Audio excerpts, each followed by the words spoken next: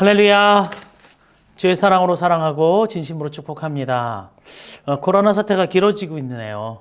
예상은 했지만 비대면 예배로 계속 드리는데요. 오늘도 하나님의 은혜가 넘쳐나게 되길 간절히 소망합니다.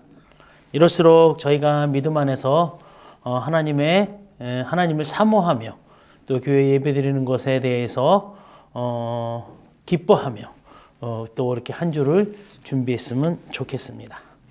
우리 다 함께 일어나셔서 우리 찬양으로 나아가길 원합니다.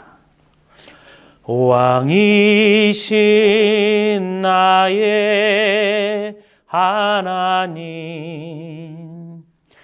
내가 주를 높이고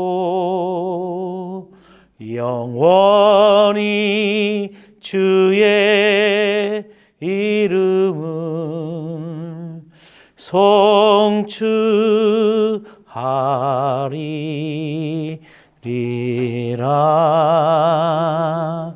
왕이신 나의 하나님, 내가 주를 높이고 영원히 주의 이름을 송축하리라. 전능하사 천지를 만드신 하나님 아버지를 내가 믿사오며 그 외아들 우리 주 예수 그리스도를 믿사오니 이는 성령으로 잉태하사 동정녀 마리아에게 나시고 본디오 빌라도에게 고난을 받으사 십자가에 못 박혀 죽으시고 장사한 지 사흘 만에 죽은 자 가운데서 다시 살아나시며 하늘에 오르사 전능하신 하나님 우편에 앉아 계시다가 저리로서 산자와 죽은 자를 심판하러 오시리라. 성령을 믿사오며 거룩한 공회와 성도가 서로 교통하는 것과 죄를 사하여 주시는 것과 몸이 다시 사는 것과 영원히 사는 것을 믿사옵나이다. 아멘. 자, 자리에 앉아주시고요. 찬송가 411장입니다. 411장. 내 마음속에 내 마음속에 참된 평화 있네. 주 예수가 주신 평화. 시험 닥쳐와도 흔들리지 않아. 귀하다 이 평안아. 주가 항상 계셔 내 맘속에. 주가 항상 계셔 기쁘다. 주 나의 맘에 계셔 위로하시네. 어찌 내가 주를 떠나 살까. 이 귀한 평화 내가 받고 보니 내 슬픔이 사라지고 맘에 기쁨 넘쳐 주를 찬양하네. 평화의 임금 예수. 주가 항상 계셔 내 맘속에. 주가 항상 계셔 기쁘다. 주 나의 맘에 계셔 위로하시네.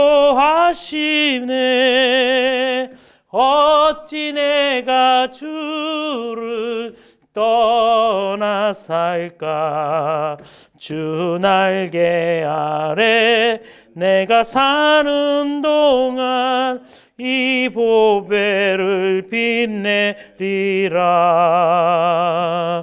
기쁜 그날이 와 주를 만나 뵐 때 그 평화 영원하리. 주가 항상 계셔 내 맘속에, 주가 항상 계셔 기쁘다. 주 나의 맘에 계셔 위로하시네. 어찌 내가 주를 떠나 살까. 아멘. 기도할게요. 참 좋으신 하나님 아버지, 오늘도 이렇게 예배드리게 하심을 감사드립니다. 시간과 공간을 초월하시는 하나님, 하나님 비록 예배드리는 장소가 다를지라도 하나님 함께하여 주심으로 말미암아 하나님께서 주시는 그 축복의 말씀을 듣고 우리가 나아갈 때 하나님의 복되심을 누릴 수 있는 저희들 될 수 있도록 은혜 베풀어 주시옵소서. 있는 자리가 예배 자리 되게 도와주시옵고, 특별히 한 주간의 삶 속에 우리가 하나님께 날마다 드리는 삶의 예배를 드릴 수 있는 마음 허락하여 주시옵소서. 말씀이 선포됩니다. 전하는 자가 듣는 자나 하나님의 은혜 가운데 넘쳐날 수 있도록 인도하여 주시오며, 오늘 이 말씀을 통하여 새롭게 되어지는 하나님의 축복의 은혜 있게 도와 주시옵소서. 시작합니다. 그 시간까지 함께해 주실 하나님을 찬양하며 살아계신 예수 그리스도의 이름으로 기도드렸습니다. 아멘. 네, 오늘 말씀인데요, 사무엘상 10장 10절에서 16절 말씀이에요. 오늘 제목은 제가 이렇게 정했어요. 말을 담아두면 깊이가 있습니다. 말을 담아두면 깊이가 있대요. 이 주제를 한번 제목을 생각하시면서 우리 오늘 본문 짧지 길지 않은 본문인데요, 우리 함께 합독하시겠습니다. 10절입니다. 10절에서 16절 말씀, 사무엘상 10장 10절에서 16절 말씀 시작. 그들이 산에 이를 때에 선지자의 무리가 그를 영접하고 하나님의 영이 사울에게 크게 임함으로 그가 그들 중에서 예언을 하니, 전에 사울을 알았던 모든 사람들이 사울이 선지자들과 함께 예언함을 보고 서로 이르되, 기스의 아들에게 무슨 일이 일어났느냐, 사울도 선지자들 중에 있느냐 하고, 그곳에 어떤 사람은 말하여 이르되 그들의 아버지가 누구냐 한지라. 그러므로 속담이 되어 이르되 사울도 선지자들 중에 있느냐 하더라. 사울이 예언하기를 마치고 산당으로 가니라. 사울의 숙부가 사울과 그의 사환에게 이르되 너희가 어디로 갔더냐. 사울이 이르되 암나기들을 찾다가 찾지 못함으로 사무엘에게 갔었나이다 하니, 사울의 숙부가 이르되 청하노니 사무엘이 너희에게 이른 말을 내게 말하라 하니라. 사울이 그의 숙부에게 말하되 그가 암나기들을 찾았다고 우리에게 분명히 말하더이다 하고, 사무엘이 말하던 나라의 일은 말하지 아니하니라.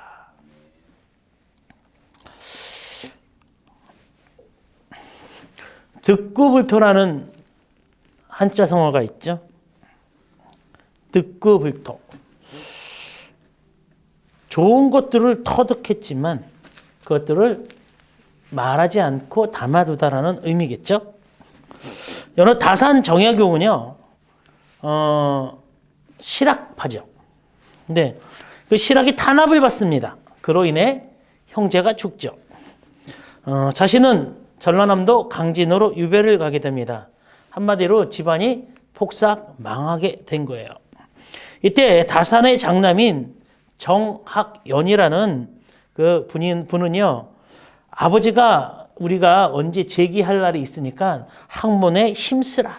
그런 학문에 힘쓰고 미래를 준비하라고 얘기합니다. 그런데 이 아들이요, 집안이 풍지박살 났잖아요. 그러니까 학문을 포기해요.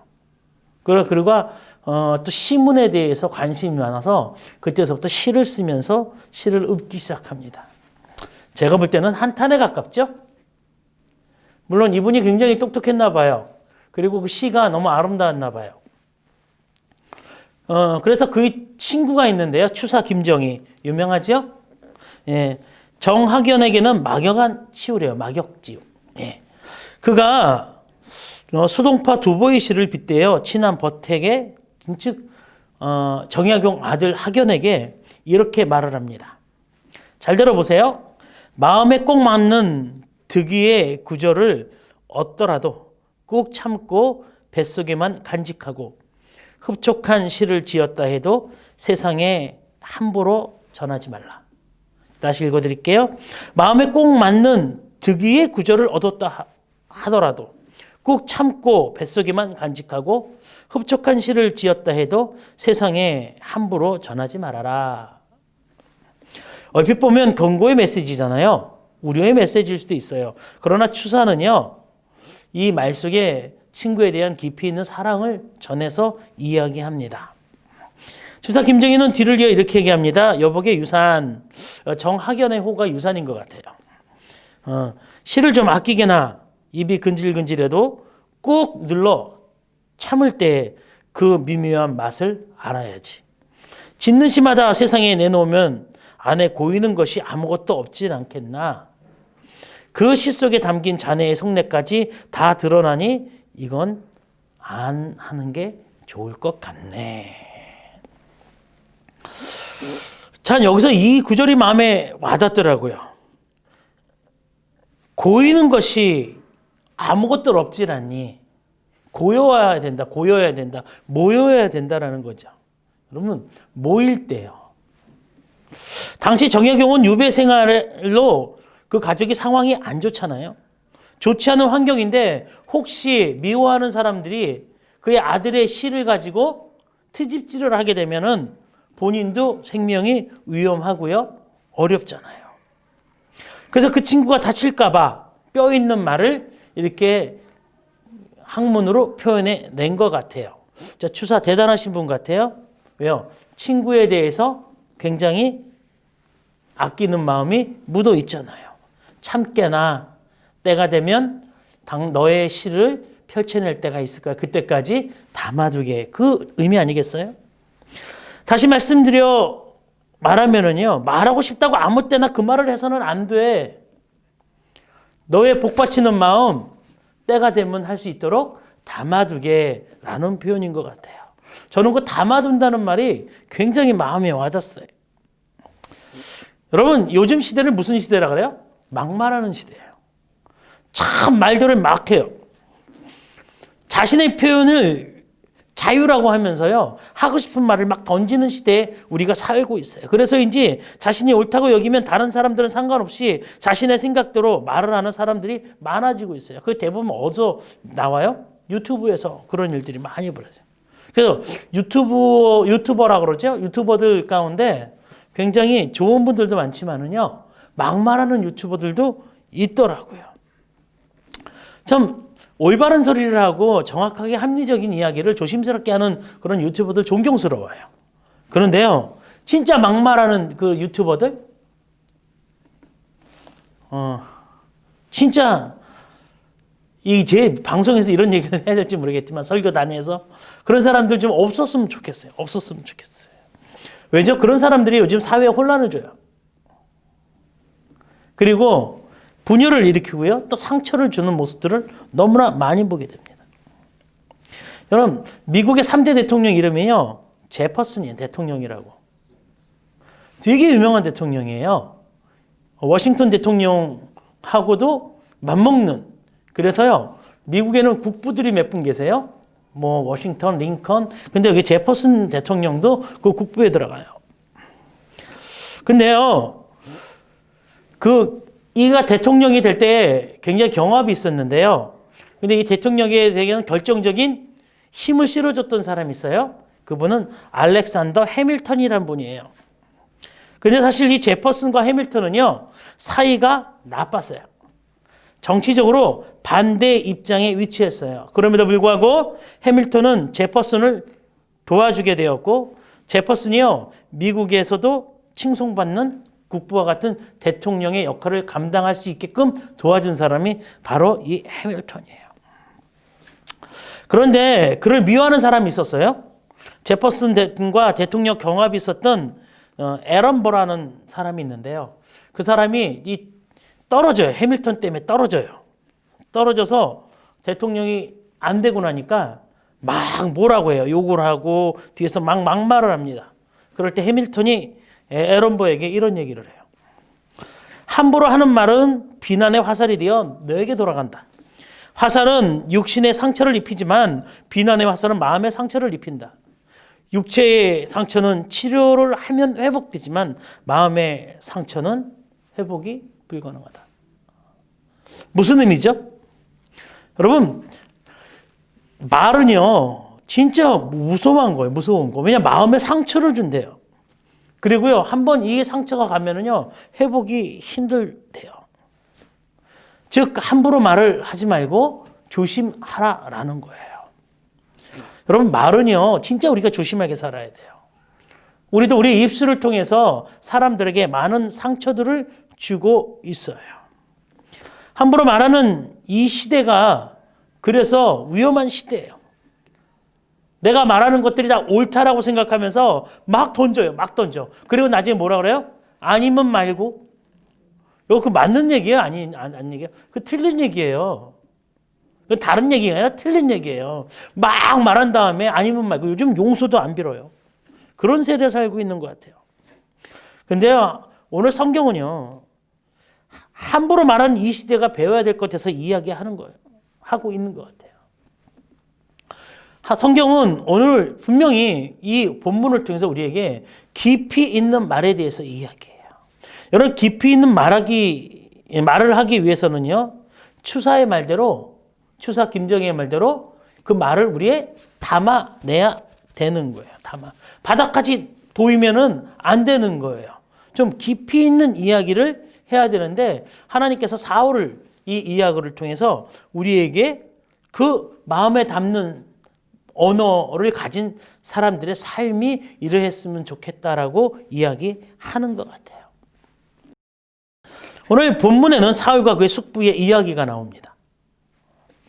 숙부가 사울에게 물어봅니다.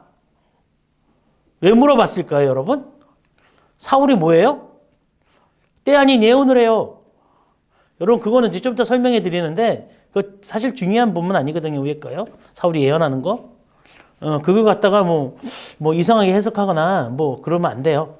근데 사람들이 놀려요. 사울도 예언자냐? 사울이 예언자냐? 근데 숙부가 들었을까요? 못 들었을까요? 들었겠죠. 들으니까 숙부가 궁금한 거예요. 이 녀석들 어디 갔다 왔지? 그래서 물어봐요. 도대체 니들 어디 갔다 왔냐? 그간에 있었던 일이 뭐냐? 특히 사무엘과 만나면서 뭔 얘기했냐라고 물어봐요.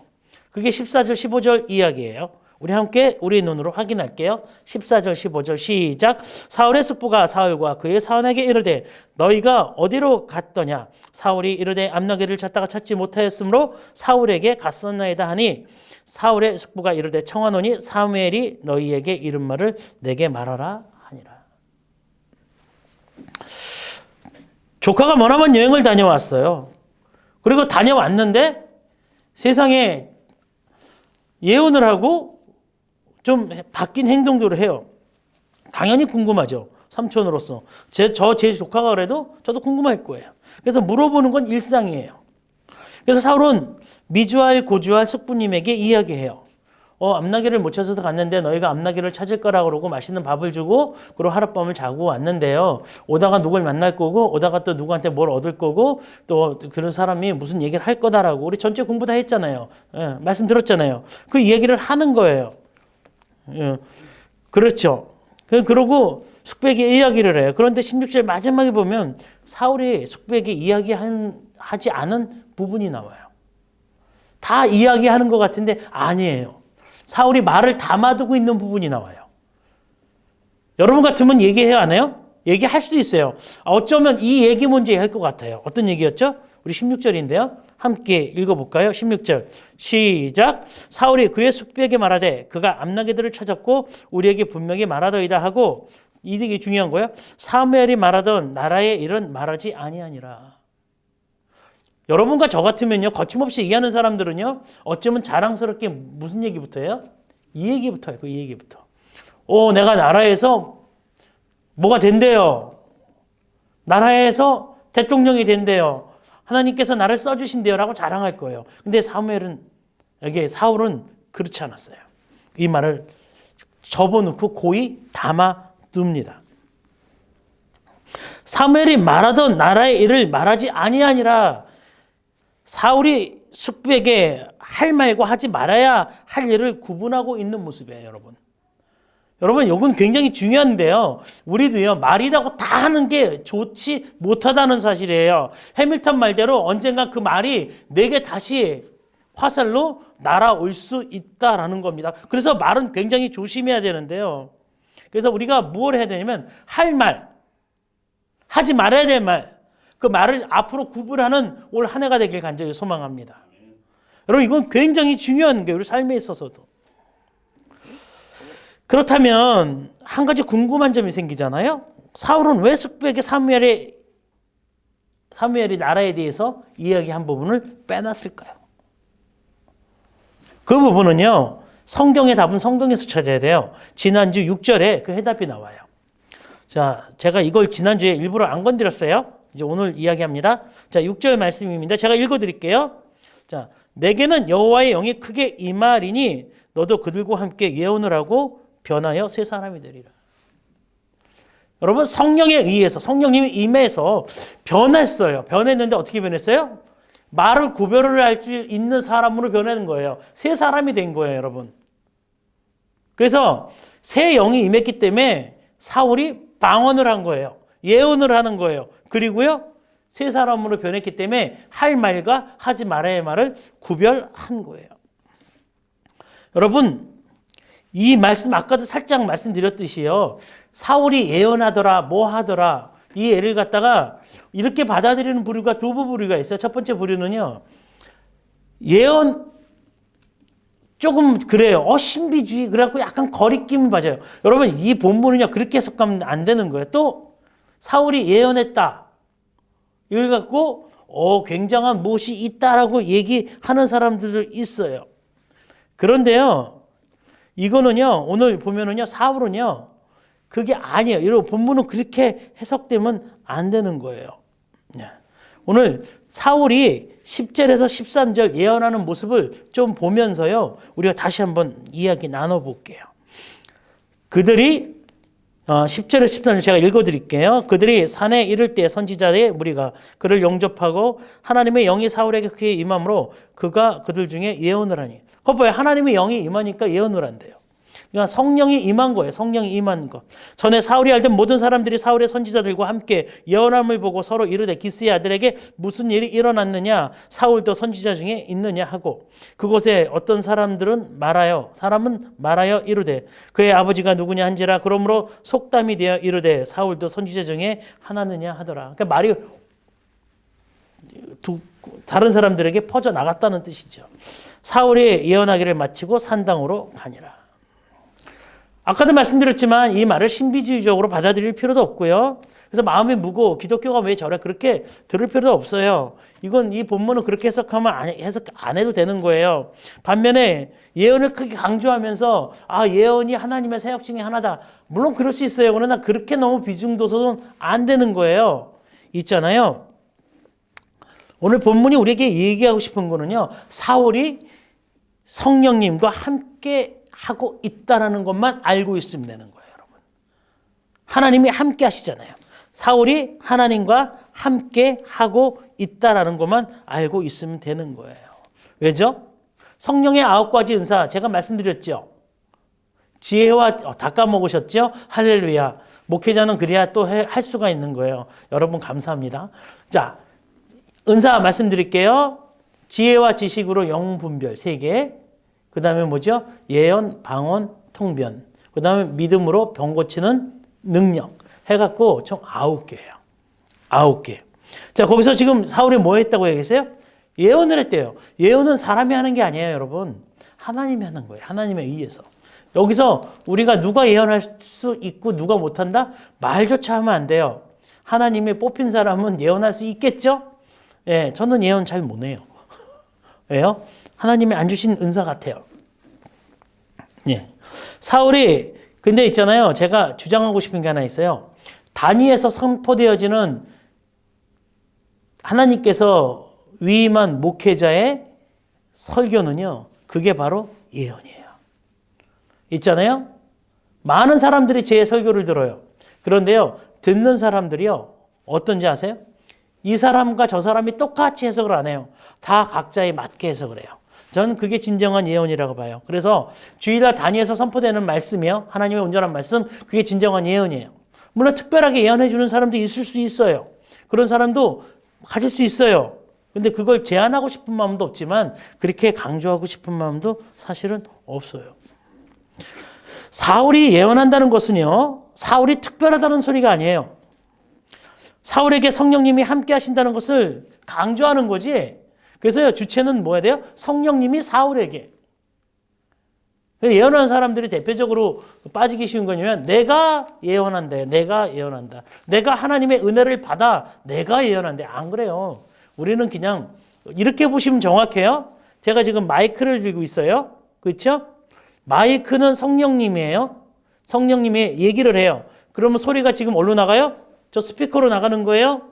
저 스피커로 나가는 거예요? 우리는 뭐예요? 저 스피커 역할밖에 못하는 거예요. 말하는 사람은 성령님이라는 거죠. 주체가 성령님이라는 거예요. 즉 사울의 능력이 주가 아니라 성령님이 주가 되어야 한다는 것입니다. 있잖아요. 우리는요, 이 예언뿐만 아니라 우리의 삶의 주인공으로 살아가는 것 같아요.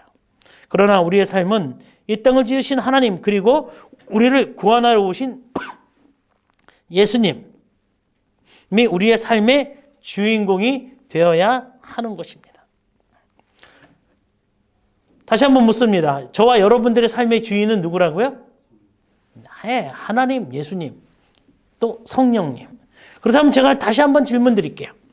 성령님은 하나님의 영이다. 맞습니까? 틀립니까? 성령님은 하나님의 영이다. 예. 두 번째 질문 드릴게요. 성령님은 예수님의 영이다. 맞을까요? 틀릴까요? 둘 다 맞아요. 정답은 둘 다 맞아요. 성령님은 하나님의 영이기도 하고 성령님은 예수님의 영이기도 해요. 그래서 성령님을 하나님의 영, 예수님의 영이라고 부르죠. 이 성령님을 그래서요, 하나로 묶을 수가 있어요. 왜죠? 우리가 성경을 꾹 잡으면 어떤 단어가 떨어진다 그랬어요? 사랑. 하나님의 사랑, 예수 그리스도의 대속의 사랑, 그 은혜. 그렇기 때문에 하나님의 영, 예수님의 영을 통합하는 단어가 있어요. 그게 바로 사랑이에요. 사랑. 사랑. 사랑의 영을 성령님이라고 이야기할 수가 있는 거예요. 그래서 사랑의 영이신 성령님은 말을 함부로 하지 않아요.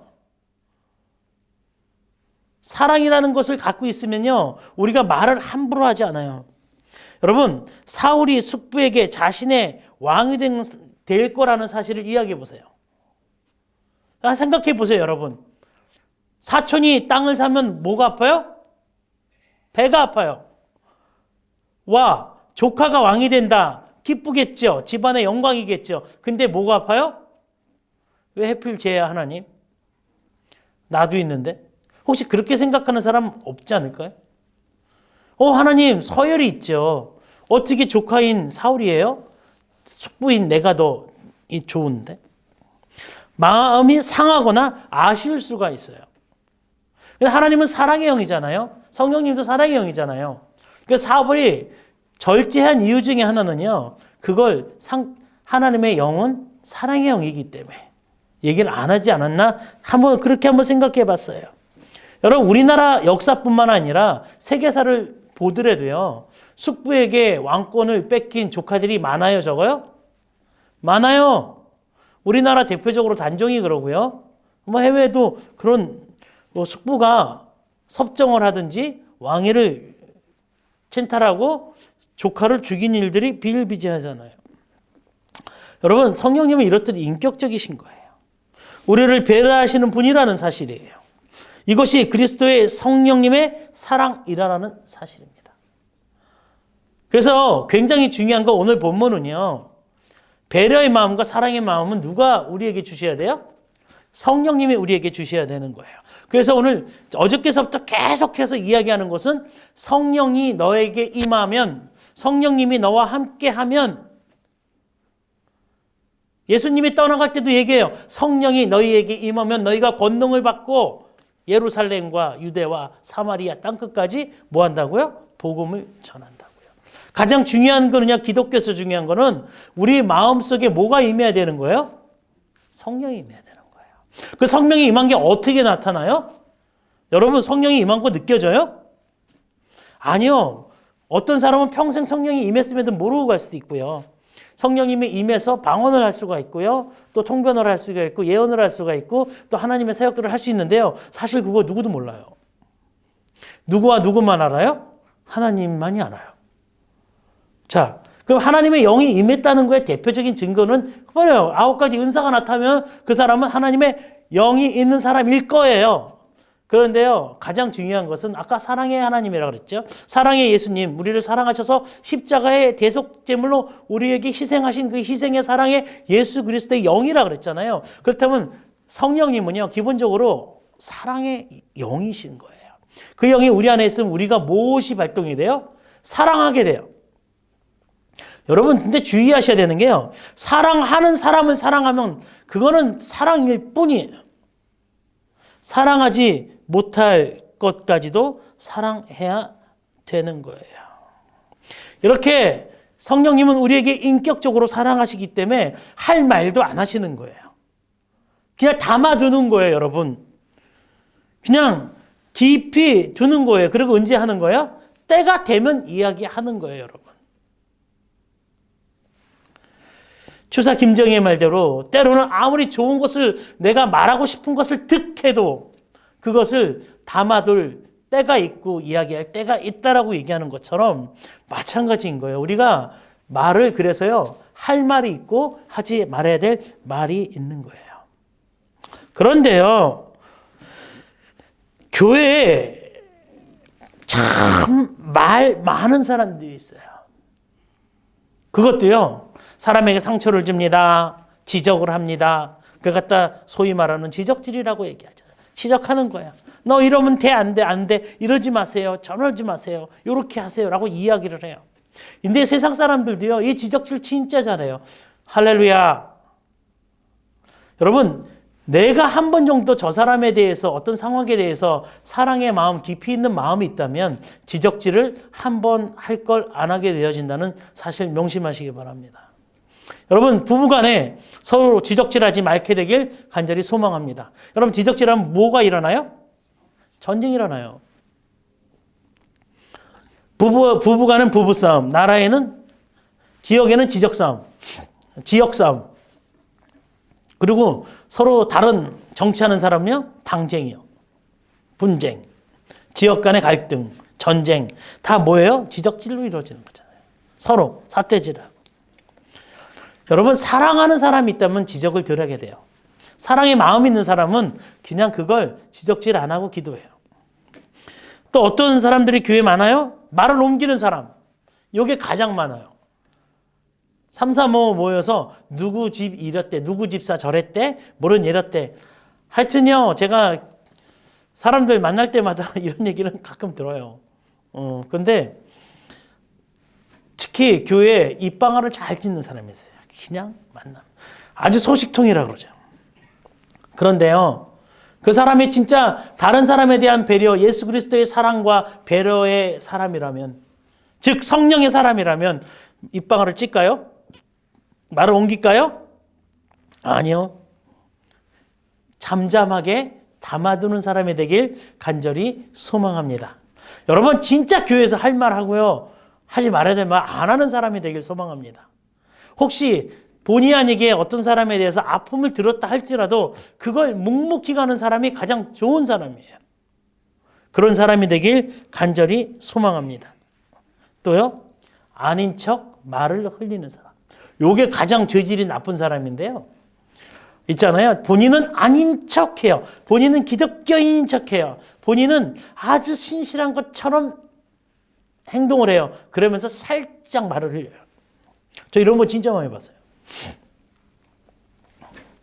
진짜 이것들이 사랑이 있다면 해야 될 행동들인지, 해야 되지 말아야 될 행동들인지. 이거 다 지금 말에 대한 거거든요. 그래서 교회 안에도 싸움 나는 게 대부분 성도들이 상처받고 떠나고 떠난 사람들이 기독교 욕하고 또 다 말이에요, 말. 말로 다 이루어지는 거예요. 이제 교회에 이런 사람들 너무 많아요. 저 진짜 솔직히 아니라고 우기고 싶은데요. 차마 우길 수가 없어요. 그냥 속상을 따름이에요. 이 모든 부분이 행해지는 것은요, 그들의 마음에 그리스도의 사랑이 없기 때문에 행해진다는 사실이에요. 그래서 성령님이 함께한 사람은요, 할 말, 하지 말아야 될 말을 구별해요. 오늘 굉장히 중요한 얘기예요, 여러분. 사울이 성령님과 함께 예언을 하니까 사람들이 뒤로 다 자빠져요. 왜 자빠지죠? 사울이 언제적에 저랬냐는 거예요. 이 말은 다시 말하면요, 사울은 성령의 사람이 아니었다는 거죠. 그냥 밋밋한 신자 정도? 근데 그게 성령님이 오셔서 그 사람이 변화되어 새 사람이 되니까는요, 사울도 말할 때와 말하지 않을 때를 구별했다는 거예요. 이걸 유추해 보면은요, 성령님이 임하지 않았을 때 사울은요, 그냥 있는 대로 얘기했던 이 시대의 젊은 청년이 아니었을까 한번 생각해 봐요. 이런 찬양이 있죠. 전사의 말을 하는 사람도 사랑 없으면 소용이 없고 심오한 진리 깨달은 자도 울리는 징과 같네.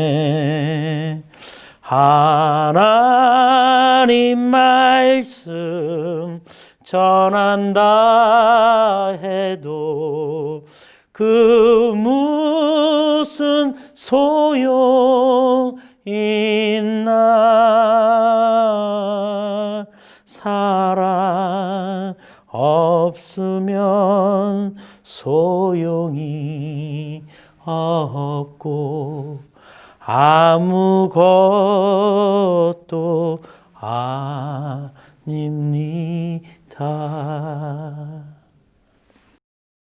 이처럼 성령의 사람은요, 사랑의 말을 해야 되는 거예요. 배려의 말을 해야 되는 것입니다. 그렇다 보면 여러분, 내가 할 말은 해야지 하지 말아야 될 말을 내가 머릿속에서 정하는 것이 아니라 그 상황을 보고 이 말은 하면 안 되는 거구나 하고 입을 닫게 되는 거예요, 여러분. 이것이 뭐예요? 성령님이 주시는 지혜라는 거죠. 그러니까 성령의 은사 중에 지혜와 지식으로 분별하는 거잖아요. 이때 말을 해야 되나, 이때 말을 하지 말아야 되는 거나. 여러분, 성령의 은사는요, 대부분 다 같이 와요. 같이 와서 같이 그 사람의 인격을 만들어 가게 되는 겁니다. 그러다 보면 하지 말아야 될 말을 구별하고요, 할 말을 하게 되는 거예요. 그 사람은 사람들이 좋아할 거예요, 싫어할 거예요? 당연히 좋아하죠. 왜죠? 상대방의 아픔을 안 주니까, 상처를 안 주니까. 제가요, 요즘 신문 안 사보잖아요. 인터넷 신문 보잖아요.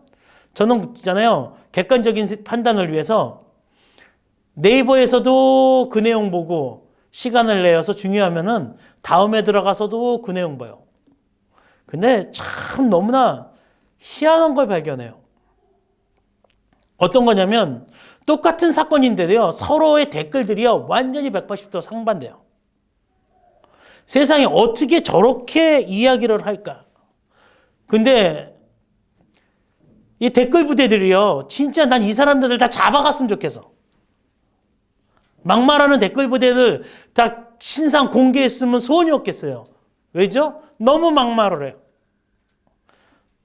이 나라를 위한다고요? 진짜 그 사건을 위해서요? 그 아이를 위해서 그런 댓글 써요? 저는 그렇게 생각 안 해요. 왜죠? 그렇게 막말 쓰고 그렇게 댓글 다는 사람들이 그 마음속에 사랑이라는 게 있을까요? 나는 없다고 봐요. 단호하게 얘기할게요. 없다고 봐요. 댓글 달아도 격 있게 다시기 바랍니다. 댓글 다셔도 자기의 의견을 표출하실 때도 할 말과 하지 말아야 될 말을 구분해서 하시길 간절히 소망합니다. 여러분, 말은요, 아까도 말씀드렸지만 인간관계에서 이 말은 다툼의 불씨가 되고 상처의 시작이 돼요.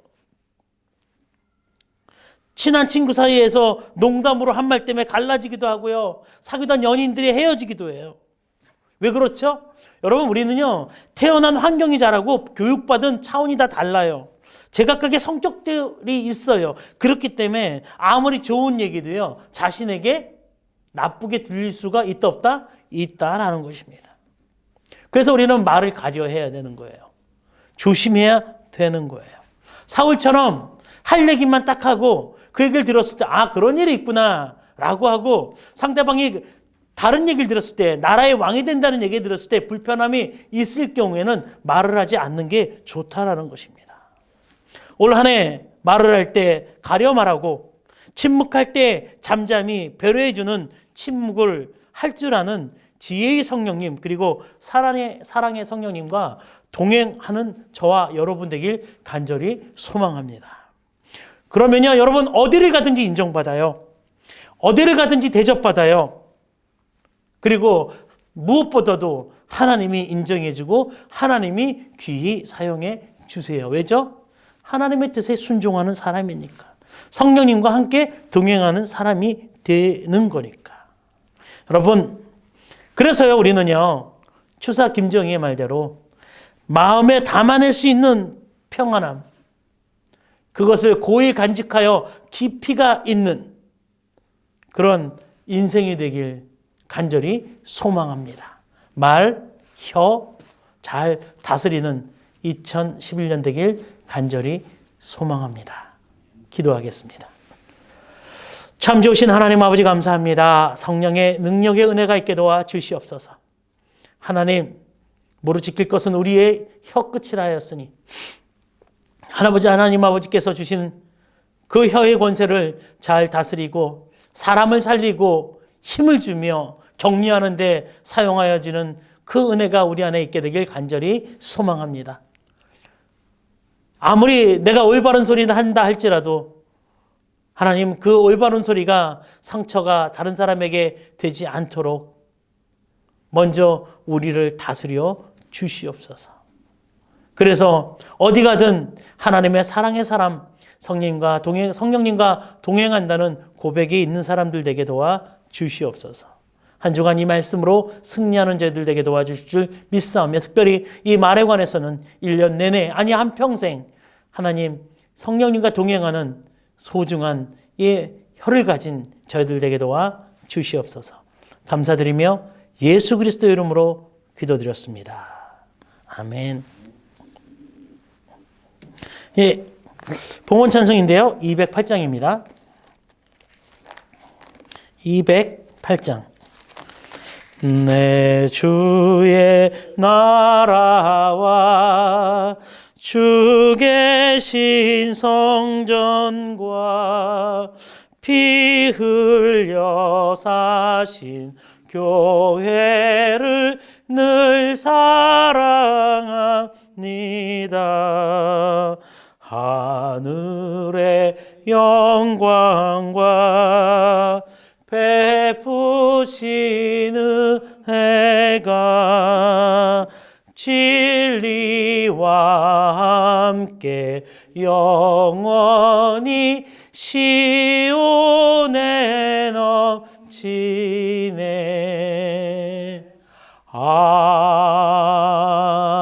아멘. 참 좋으신 하나님, 감사합니다. 하나님, 한 주간도 살게 하여 주신 것 감사합니다. 너무나 어렵는데 그래도 우리가 어려움에도 불구하고 하나님께서 이 환경도 허락하여 주셔서 인내하며 참으며 살 길 열어주시니 감사드립니다. 적어나마 하나님 물질 하나님한테 돌려드립니다. 이 작은 물질이 하나님의 나라와 자녀들의 삶 가운데 축복되는 그 통로가 될 수 있도록 은혜 베풀어 주시옵고, 간절히 바라옵기는 하나님, 오늘보다 내일이 좀 더 나은 물질로 하나님을 섬기며 세상을 섬길 수 있도록 은혜 베풀어 주시옵소서. 복된 것으로 가득 채워질 것을 믿습니다. 특별히 우리 자녀들에게 30배, 60배, 100배의 열매들이 맺을 걸 기대합니다. 홀로 영광 받아 주시옵소서. 예수 그리스도의 이름으로 감사하며 기도드렸습니다. 아멘.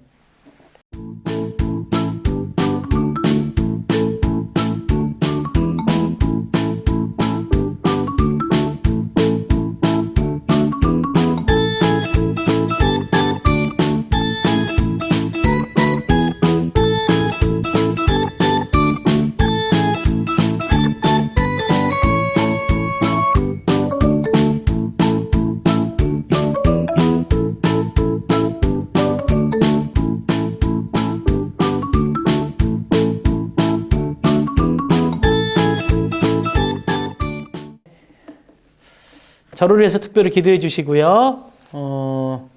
이제 수요 예배 시작됐어요.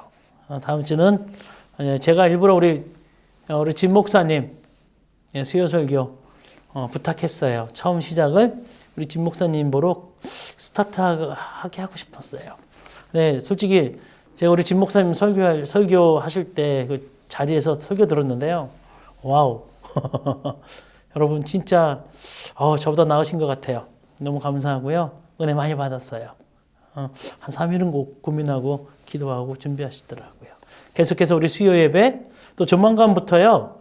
새벽 예배를 드릴 거예요. 새벽 예배를 드릴 테니까 자리 넓거든요. 저희 그래도 충분히 앉을 만큼 앉아요. 꽉 채우면 100석 정도 돼요. 물론 저희가 의자를 좀 더 넓게 앉기 위해서 80석밖에 배제 안 해놨는데 우리가 좀 타이트하게 붙이면은 100석까지도 돼요. 오셔서 군데군데 한 40cm씩 떨어뜨려 앉아서 기도해도 충분합니다. 그래서 저희가 새벽에 맞는 찬양과 또 새벽에 말씀 잘 준비해서 아마 다음 달 정도 새벽 예배가 본격적으로 시작되지 않을까 생각합니다. 기도 많이 해주시고요. 네. 모두 다 자리에 일어나 주셔서 제가 축도함으로 모든 예배를 마치겠습니다. 이제는 그리스도네와 하늘아버지의 원하신 사랑하심과 성령님의 감동 역사 충만하심이 늘 성령님과 함께함으로 우리의 마음 가운데 사랑이 넘쳐나 세상을 배려하고 아끼며 사랑할 수 있도록 그 마음을 가진 모든 성도들 머리 위에 이 나라 임적위의 한국 교회 위에 하나님의 큰 축복이 넘쳐나길 지금부터 영원토록 간절히 축원하옵나이다.